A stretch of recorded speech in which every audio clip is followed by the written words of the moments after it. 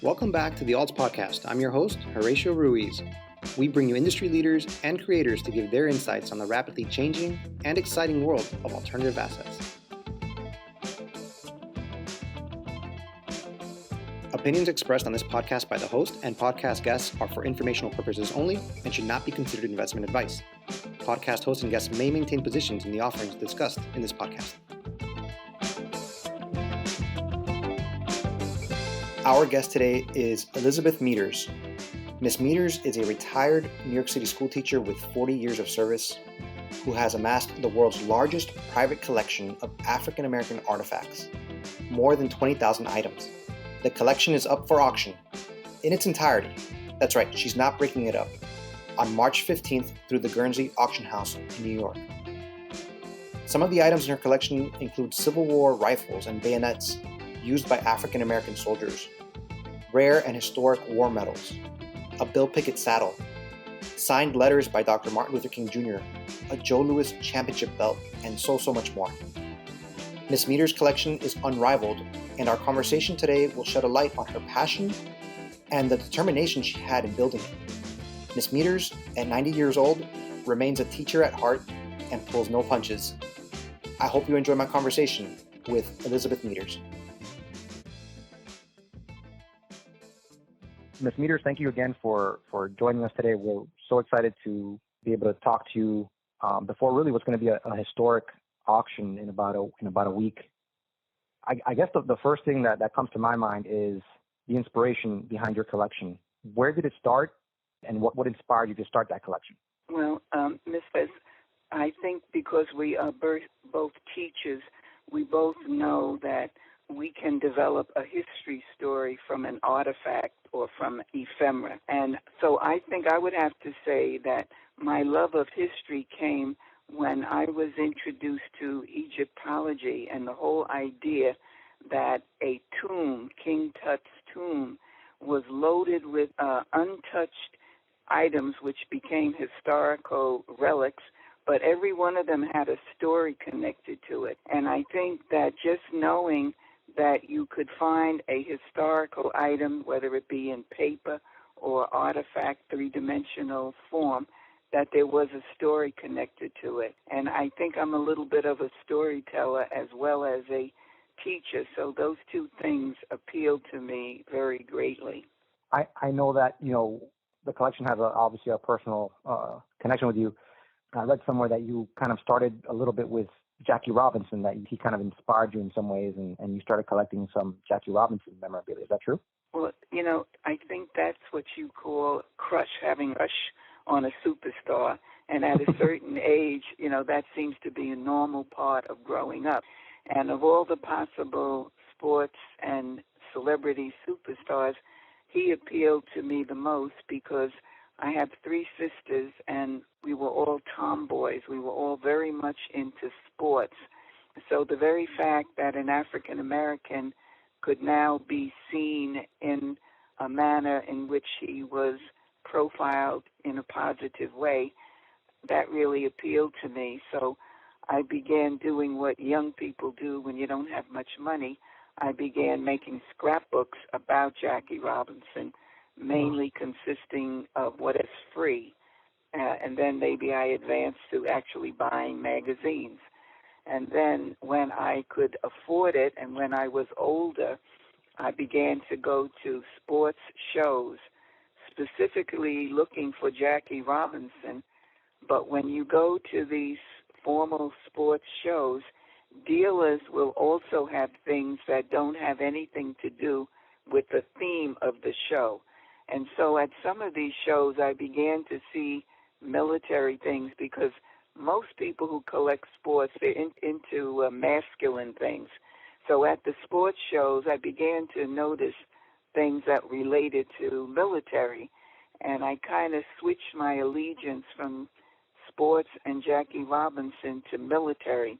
And so the more I sampled what was out there, the more addicted I became as a history collector. And I know you talked about, being fascinated with history and obviously the collection has a special meaning to you because you are an African-American woman. What does it mean to you to be like the steward of this, the world's largest private African-American collection artifacts, right? Did you see yourself like being on a mission? Well, this was purely a labor of love, a private endeavor. It's just that my level of passion was probably higher than most people. And because I was so passion-driven, I, made this like a full-time occupation. When I wasn't out looking for things physically, I would be home looking through catalogues. And when you look through catalogs, none of them are specific to African American history because very, very few dealers handle African American materials because they have no market for it. So why would they invest money and use their space and energy for a product that they really didn't know what they were going to do with? So it always has been difficult to acquire African American materials because they never were, that easily available. But every way that you could find material, I followed that road because I was very goal-oriented. And after a while, my vision grew, and I didn't just want to document one area of African American history. I wanted to develop the whole picture. And then you have. So, and like you said, your collection really goes through, slavery, pre-Civil War as well. Yeah, dating back to the 1700s, all the way to the Civil Rights Movement and beyond. So you really have, like you said, you're telling a story with your collection. I'm wondering how you feel about that, because there's two camps that I've come to find out. There's some people that want nothing to do with it, right? They want nothing to do with racist propaganda as an artifact. And then there's others that view it as a very vital part of history and a way of sort of as a reminder. What's your take on that? Well, one of the points that I make regarding my collection is the fact that it is a knowledge gap filler. And when I say that, I'm referencing the fact that African American history was completely left out of the nation's history books. This is almost a crime against the people because by a unique fluke of history, African Americans are the Americans with the longest history footprint of any nationality in this country, because African Americans were in America in the 1700s when the country was being created, whereas other Americans, and the only Americans here in 1700s were American Indians, African Americans, and people from the English Commonwealth. The people from the English Commonwealth, as they went up the history timeline, their numbers begin to diminish because they begin to intermarry, so they don't keep their national complexity. Whereas in the 1800s, immigrants begin to come to America in large numbers. But the main point is that they weren't here until the 1800s, but African Americans were here in the 1700s, and we are the only group in large numbers that can say that we take our history from the 1700s up to the present time. Other nationalities have to start their history contribution in the 1800s, and that's a fact of tremendous significance that is never woven into the American history story.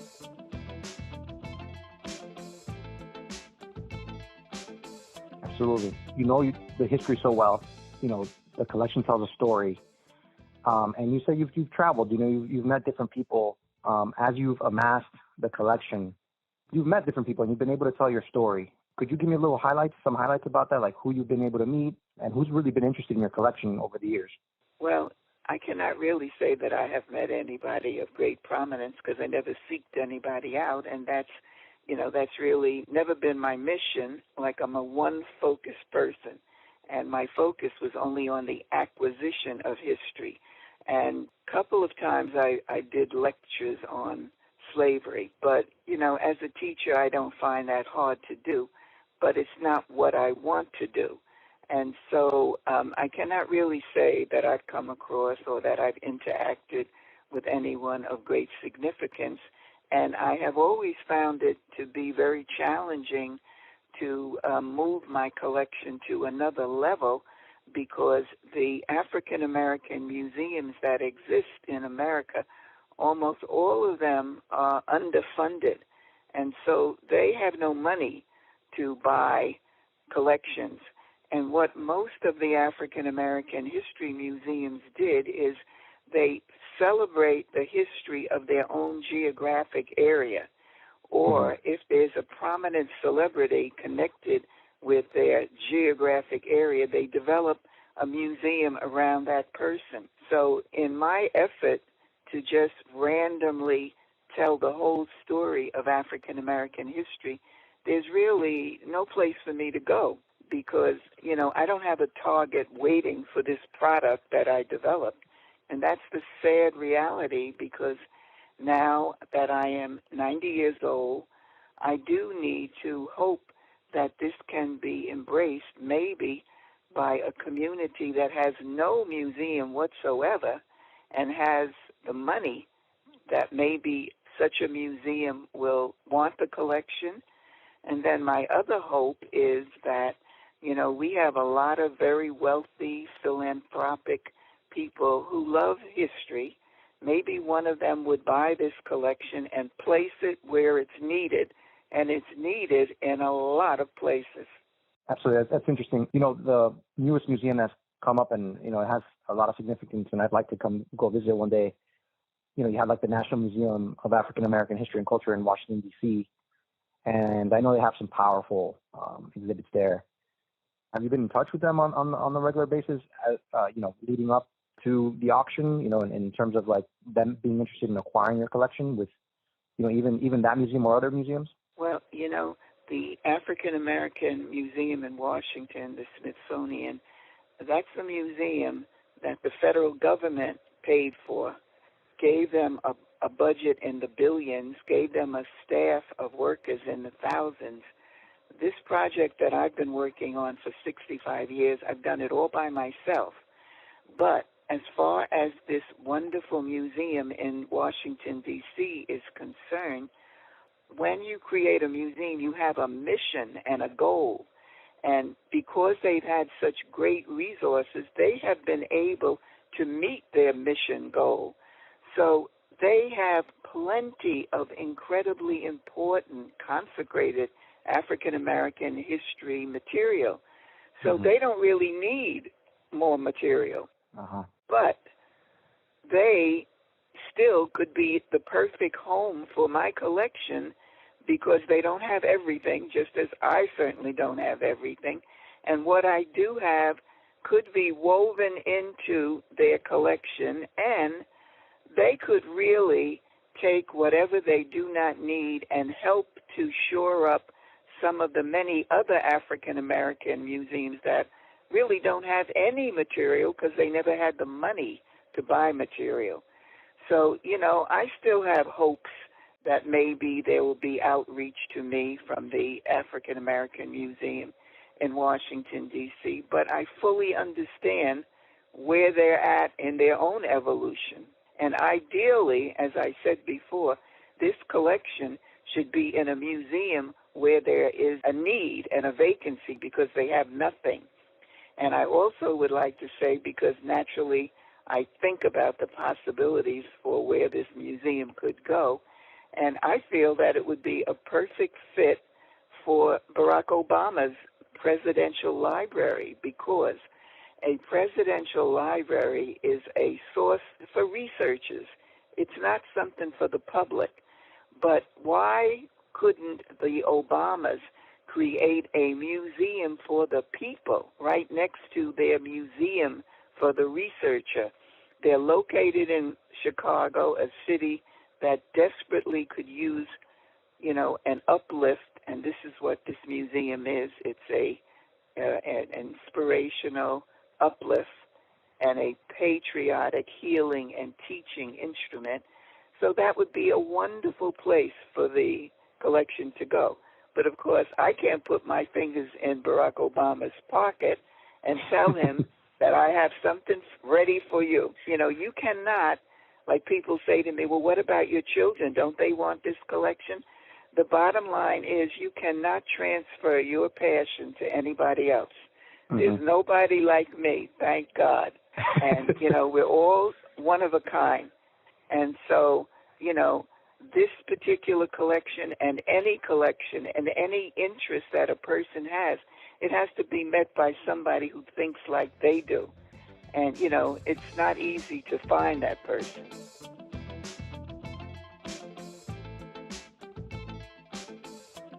Absolutely. You know, you're talking about the collection, you're talking about the passion you have. Real quick, what are one or two items that are in your collection that you still think have like a special significance to you? Well, you know, I told you earlier that I started out with sports and then I advanced to military. The military contribution that African Americans have made in this country, when you consider that we were in the military from the 1700s right on up to the present time, those contributions are what I would call consecrated. Again, never been appreciated, never been even acknowledged in the history book. But I happen to have two medals, and the medals are just absolutely loaded with poignant significance. One of the medals is a medal, and it may be, I believe it's the only one of its kind in existence. It's a medal that is shaped like a Liberty Bell, and the medal reads, "In honor of Crispus Attucks, a Negro, the first to die in the Revolutionary War." And the top of this medal pays tribute to the 54th U.S. colored troops from the Civil War.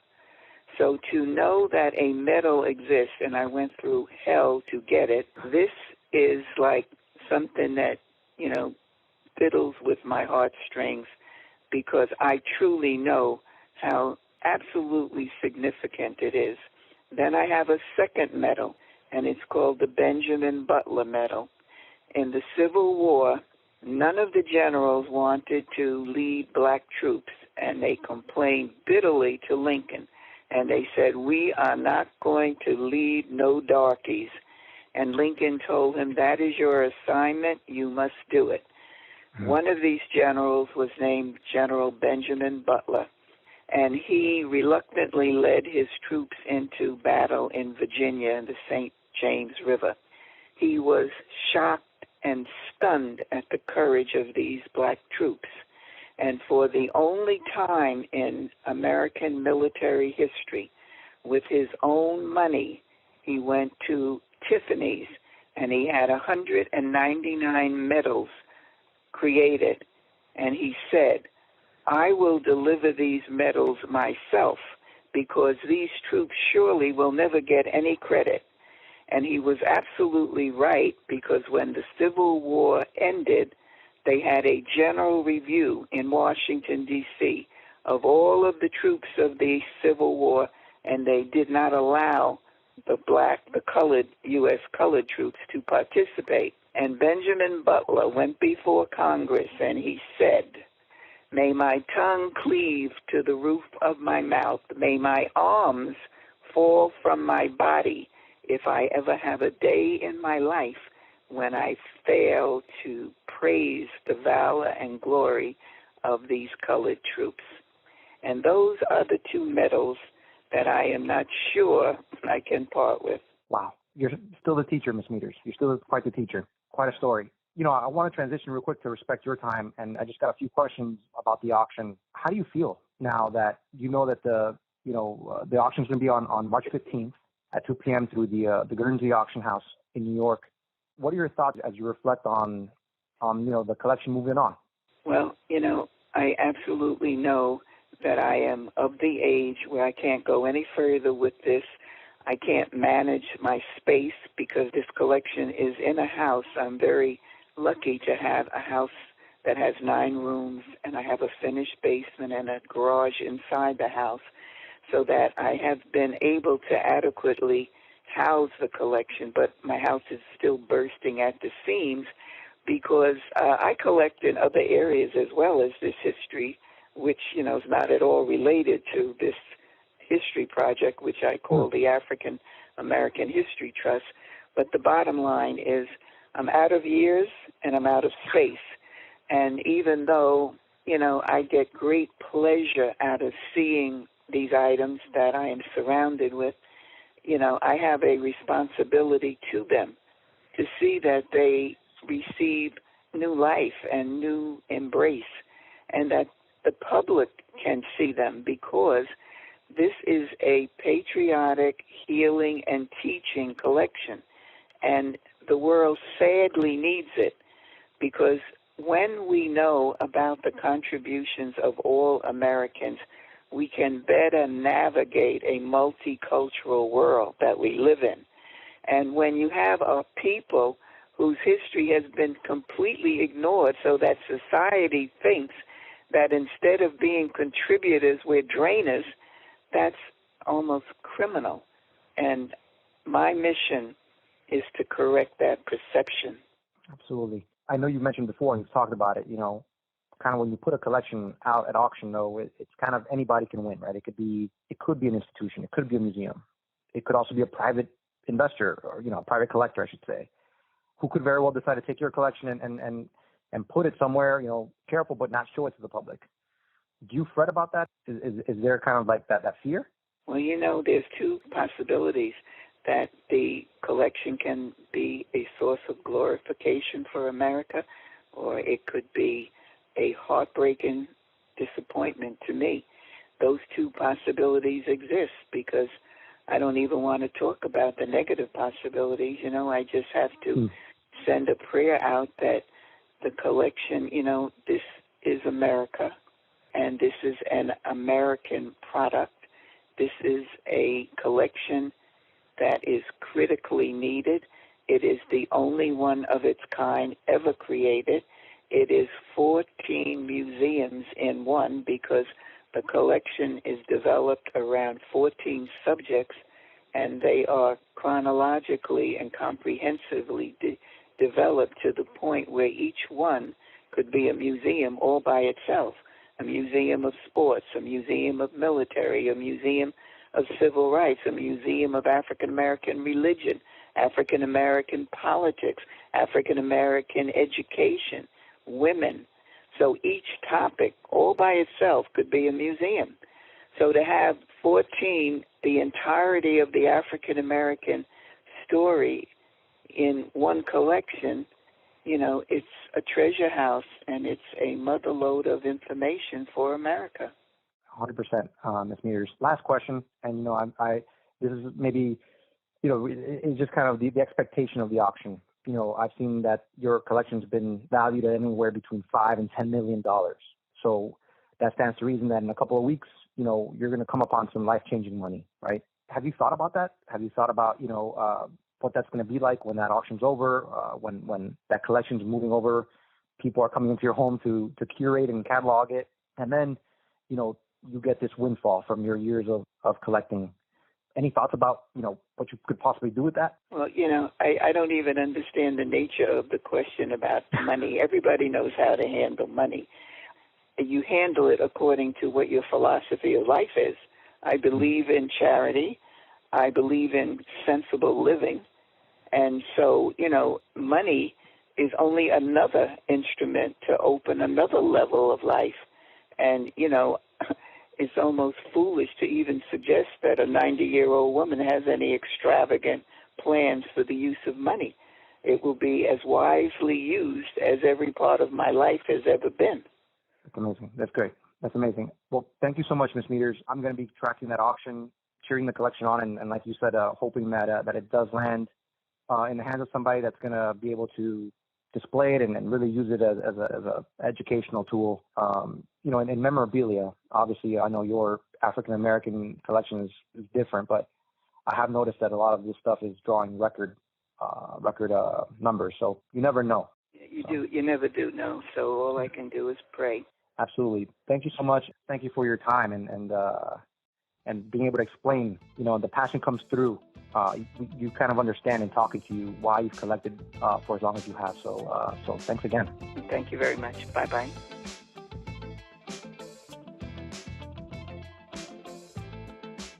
That was a powerful conversation, and I can only imagine what it's like to come to terms with letting go of such a collection.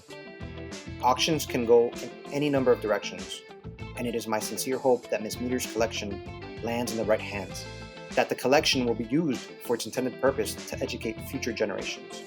At Alts, we'll be tracking the auction on March 15th, beginning at 2 p.m. through the Guernsey Auction House. If you enjoyed today's podcast, let others know about it. We find our guests so interesting and knowledgeable, and I know others will too. Or leave a review or hit the follow button. Until the next episode, take care.